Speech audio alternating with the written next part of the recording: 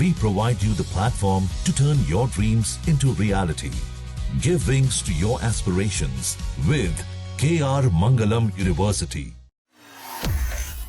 क्या आप भी गाड़ी खरीदने का प्लान कर रहे हैं? तो ये जानकारी आपके लिए बेहद ज़रूरी हो सकती है, क्योंकि पेट्रोल और डीजल पर चलने वाली गाड़ियों का कोई भविष्य नहीं है।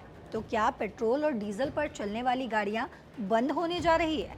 ये मैं नहीं, बल्कि केंद्रीय सड़क परिवहन और राजमार्ग मंत्री नितिन गडकरी ने बताया है। क्या कुछ कहा है वो आपको बताते हैं। दरअसल केंद्रीय सड़क परिवहन मंत्री नितिन गडकरी ने बड़ा बयान देते हुए कहा है कि लंबे समय में पेट्रोल और डीजल जैसे ईंधनों पर चलने वाले वाहनों का कोई भविष्य नहीं है। दरअसल केंद्रीय मंत्री का ये बयान वैकल्पिक ईंधन विकल्पों के समर्थन में आया, क्योंकि उन्होंने ऑटोमोबाइल उद्योग से स्वच्छ ईंधनों की ओर बदलाव पर काम करने का आग्रह किया है। दरअसल गडकरी ने बताया कि भविष्य में इलेक्ट्रिक गाड़ियां, बायोफ्यूल, सीएनजी, एलएनजी और हाइड्रोजन जैसे ईंधन ज़्यादा महत्वपूर्ण होंगे। इलेक्ट्रिक गाड़ियां बैटरी से चलती हैं और इनमें धुआं नहीं निकलता, और इसीलिए ये पर्यावरण के लिए बेहतर मानी जाती है। वहीं बायोफ्यूल जैसे कि एथेनॉल खेती से जुड़े उत्पादों से बनाया जा सकता है, जिससे किसानों को भी फायदा होता है। इसके अलावा अगर बात करें हाइड्रोजन की, तो हाइड्रोजन को भी भविष्य का ईंधन माना जा रहा है, क्योंकि इससे सिर्फ पानी बनता है, प्रदूषण नहीं होता। नितिन गडकरी ने यह भी कहा है कि आने वाला समय मल्टी फ्यूल का होगा, यानी एक ही तरह के फ्यूल पर निर्भर रहने की बजाय कई तरह के ईंधन का इस्तेमाल किया जाएगा। इससे फायदा ये होगा कि अगर किसी एक फ्यूल की कीमत बढ़ जाती है या कमी हो जाती है उसकी, तो दूसरे विकल्प मौजूद रहेंगे। इससे ट्रांसपोर्ट सिस्टम ज़्यादा मजबूत और सुरक्षित बनेगा।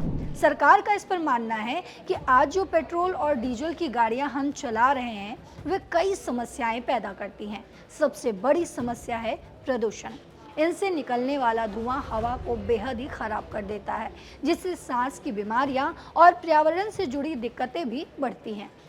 इसके अलावा भारत को पेट्रोल और डीजल का बड़ा हिस्सा विदेशों से खरीदना पड़ता है, जिससे देश का बहुत पैसा बाहर जाता है, और यही वजह है कि सरकार अब ऐसे विकल्प ढूंढ रही है जो देश में ही बन सके और सस्ते भी हों। एक और अहम बात ये भी है कि सरकार चाहती है कि ऑटो कंपनियां अभी से इन नई तकनीकों पर काम करें, ताकि भविष्य के लिए वो तैयार रहें। अगर कंपनियां समय रहते बदलाव नहीं करेगी तो उन्हें आगे चलकर नुकसान हो सकता है, क्योंकि बाजार की मांग बदल जाएगी।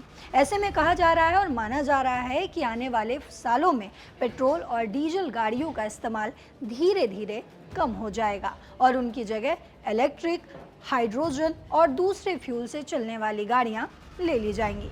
अब ये जानकारी आपको कैसी लगी? अब तो अपनी राय कमेंट बॉक्स में ज़रूर लिखते जाइएगा। फिलहाल इस खबर में इतना ही। देश और दुनिया की बाकी खबरों के लिए देखते रहिए दैनिक जागरण। नमस्कार।